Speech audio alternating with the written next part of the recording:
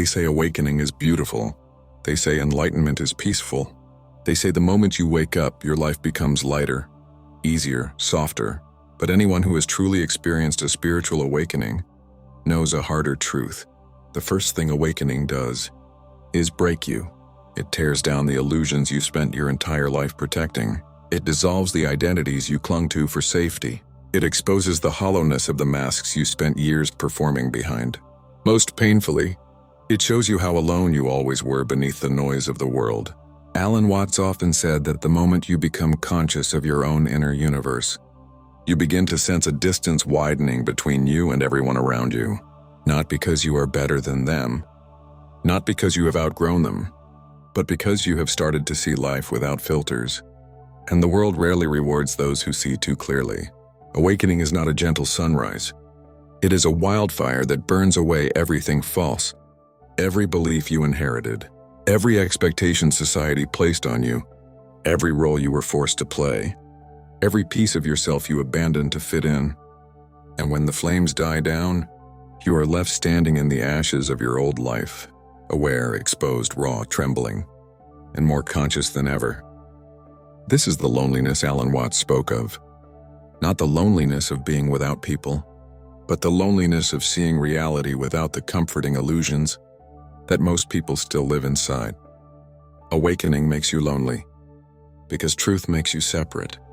Even when you are surrounded by the world, awakening makes you broken, because before you can become your true self, everything false in you must collapse. And so, this is not a video about the light of awakening. It is about the cost, the pain, the confusion, the isolation, the psychological death that must happen before anything new can be born. So sit with these words, breathe slowly, listen deeply, because what you are about to hear may describe what you are already feeling, but have never been able to explain. Part 1. The collapse of your old self. The first wound of awakening begins quietly. It starts as a strange discomfort with your own life. Your friends feel different, your interests shift, your habits no longer satisfy you, and you begin to sense that something inside you is dissolving. Alan Watts described this as the death of the social self, the version of you created by tradition, culture, expectations, and the invisible pressure to be what everyone else needs. Awakening tears that structure apart. One morning you wake up, and you realize that you are not the person your family thinks you are, not the person your friends expect you to be, not the identity you built to survive your past, not the personality you performed to avoid rejection. You realize all of it was an illusion. This realization hits harder than heartbreak, because you are not just losing people, you are losing yourself. Your old self begins to crumble like an abandoned building. Your beliefs collapse, your values shift, your desires change shape, your priorities rearrange themselves. You feel like a stranger in your own body, a visitor inside your own mind. This internal collapse is lonely, because nobody around you can see it happening. From the outside, you look the same, but inside you feel like you are falling through the floor. You try to explain it, but the words do not come. How do you tell someone that you no longer recognize the person you've always been? How do you explain to someone that you feel like the world you lived in yesterday is no longer real today? This is why awakening breaks you first. Because awakening begins by stripping away everything false. Before you grow, you must shed. Before you expand, you must empty. Before you understand, you must unlearn. And the unlearning hurts. It feels like betrayal, like abandonment, like grief. But as Alan Watts said, you cannot be reborn until you have died. Awakening is that death, not of your physical body, but of everything that was never truly you. Part 2. The loneliness of seeing too clearly. Once your old self falls apart, the second stage of awakening begins, the loneliness of clarity. Alan Watts often described the spiritual seeker as a person who suddenly sees the world as it truly is. And in that moment, they realize that most people around them are still asleep. You look around and notice things you never questioned before. How people chase status instead of meaning. How conversations revolve around distraction, not depth. How society worships speed but hates stillness. how people pretend, perform, wear masks, and follow routines that quietly drain their soul day by day. You begin to notice how rare genuine consciousness really is, and this realization isolates you. Not because you want to leave people behind, but because you can no longer pretend with them. You can no longer laugh at shallow conversations. You can no longer engage in mindless drama. You can no longer force yourself into roles that suffocate you. You can no longer tolerate relationships built on ego, fear, or expectation. You are awake in a world that prefers to remain asleep. And that is the loneliness awakening brings. A loneliness of frequency, not numbers. A loneliness of depth, not distance. A loneliness of awareness, not isolation. You feel disconnected from the world because you no longer fit inside the version of reality you once believed in. Your mind becomes quieter. Your tolerance becomes lower. Your need for authenticity becomes stronger, and your desire for depth becomes overwhelming. Alan Watts said that an awakened person lives on a different vibration, and this vibration creates a natural distance, not out of arrogance, but out of truth. You begin to crave conversations with meaning, relationships with presence, experiences with soul, and moments with silence. But these things are rare. And so you walk alone? Not because you are empty, but because you are full in a world that is starving. Part 3. The emotional earthquake inside you. After clarity arrives, the third stage of awakening erupts inside you, the emotional earthquake. This is the stage where you suddenly feel everything more intensely than you ever have before. The joy becomes brighter. The sadness becomes deeper. The silence becomes heavier. The truth becomes sharper. Alan Watts said that when you begin to awaken, your emotional body starts to melt, like ice turning into water. Everything buried, suppressed, ignored, starts rising to the surface with force. Childhood wounds resurface. Old heartbreaks reopen. Buried fears come back alive. Unresolved memories you thought you forgot knock on the door of your consciousness, demanding to be seen. This stage feels like chaos.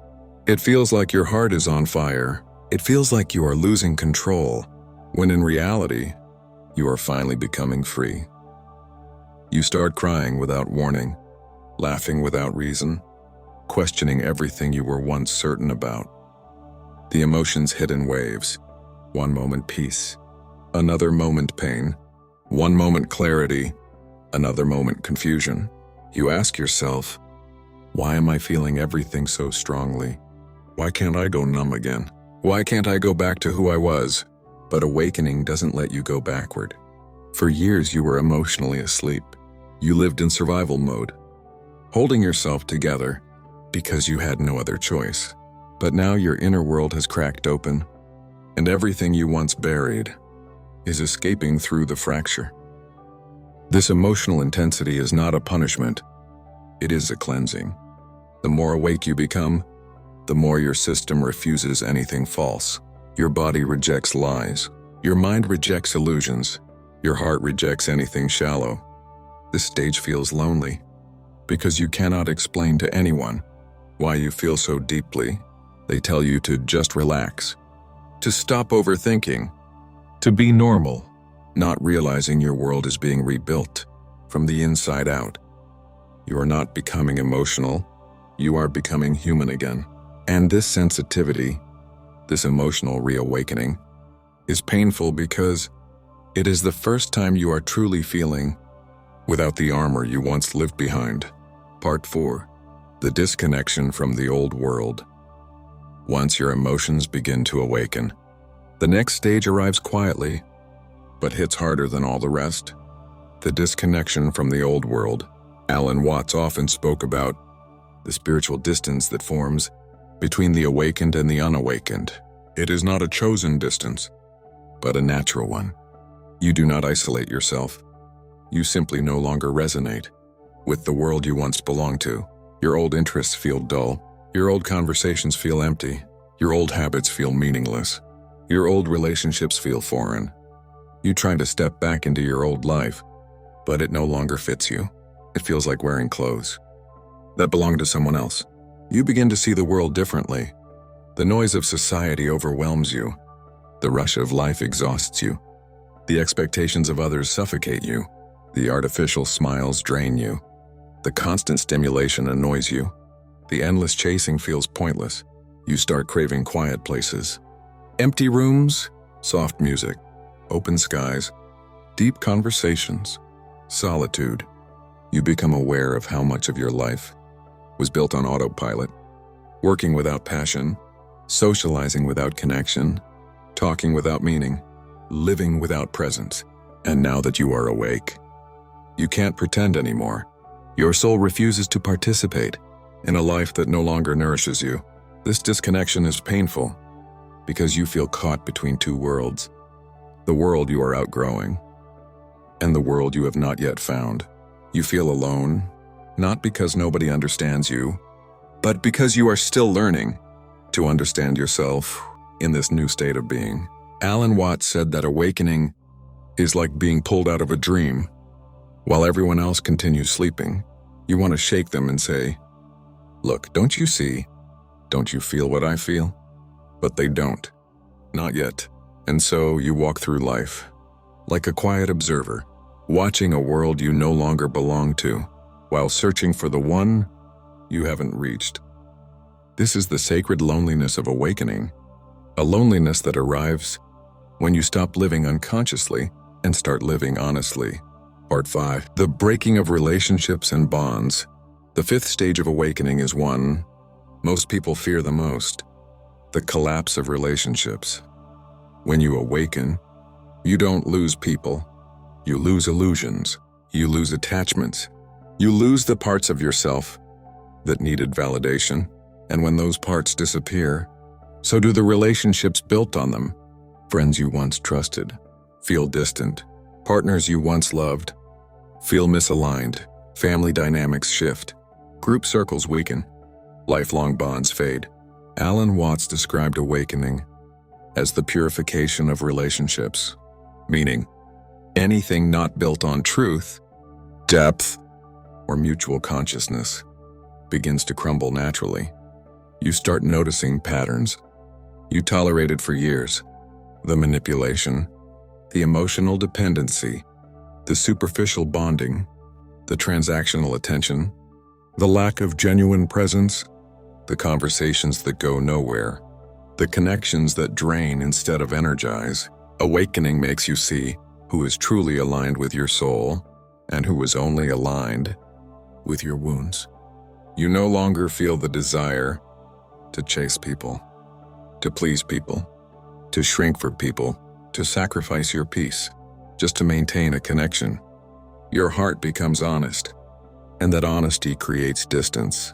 People say, "You've changed," but what they really mean is, you stopped allowing what we benefited from. Awakening reveals who belongs in your life and who was only passing through. Some people leave gently, drifting away like clouds. Others leave violently, angry that you will no longer play the old roles. Relationships fall apart, not because of ego, but because your soul is no longer willing to betray itself. This stage is painful because relationships are not just connections. They are memories, emotions, attachments, and versions of yourself you are now outgrowing. You feel guilty for leaving. You feel sad for letting go. You feel confused about who you are becoming, but you also feel something else: a growing sense of relief, a quiet inner peace, a realization that the right people do not fear your evolution.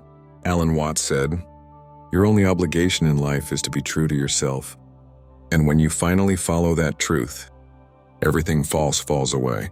Awakening breaks relationships, not to punish you, but to prepare you for the relationships that will meet you on your new frequency. Part 6. The silent rebuilding of the inner world.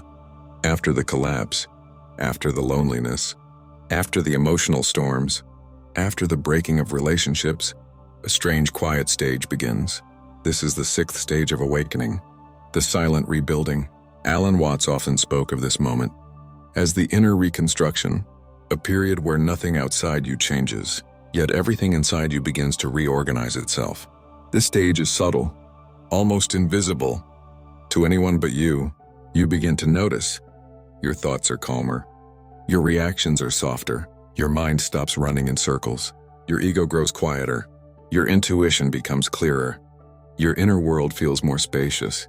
You start moving differently, speaking differently, thinking differently, choosing differently.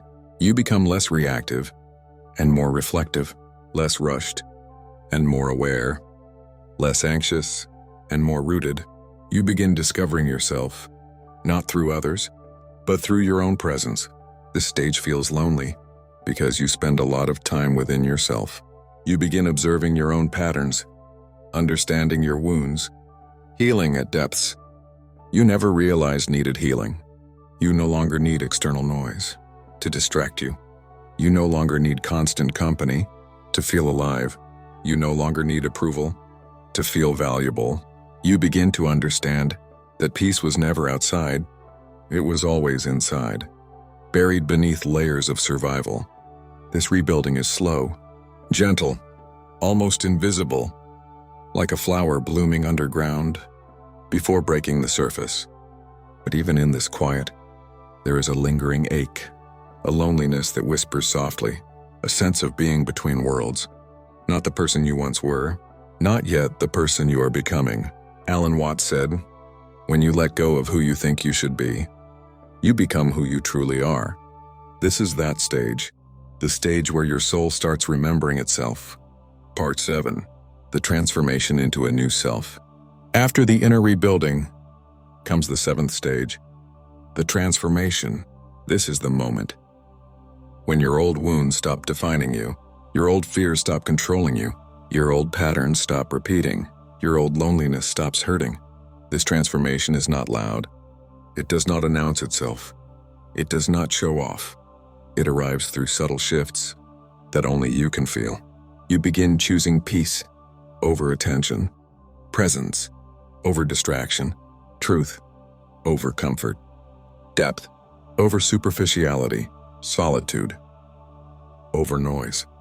You begin walking through life with a quieter mind and a stronger heart. You stop asking, "Why did this happen to me?" and start asking, "What is this trying to teach me?" You stop rushing, stop forcing, stop controlling, stop chasing. You begin trusting the flow of life in a way you never could before. Alan Watts said, "The meaning of life is just to be alive." It is so plain and so obvious, and yet everybody rushes around as if it were necessary to achieve something beyond themselves. Awakening teaches you that being yourself is enough, and slowly, the loneliness begins to dissolve. Not because you find more people, but because you find yourself. You stop craving what once broke you. You stop missing what once drained you. You stop fearing what once controlled you. Your heart becomes lighter. Your mind becomes clearer. Your soul becomes stronger. You begin attracting people who feel like home, not chaos. People who understand your silence, not just your words. People who match your depth, not just your appearance. Awakening doesn't end with loneliness. It ends with alignment, and you realize something profound. The loneliness was never a punishment. It was preparation. Ending. The truth Alan Watts wanted you to know.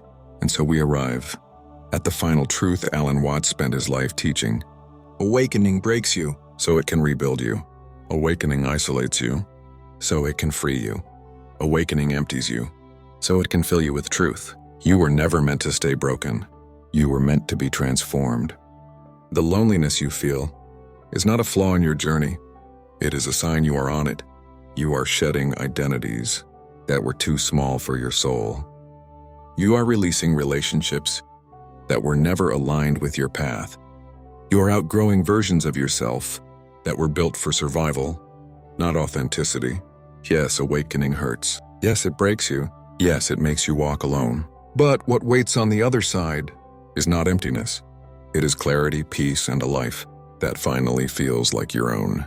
Alan Watts taught that awakening is not an escape from life. It is a return to it, a return to your essence, a return to your truth, a return to the person You were always meant to become. So breathe. Trust the loneliness. Honor the breaking. Embrace the becoming. Because the pain you feel now is not the end of your story. It is the doorway to your real beginning.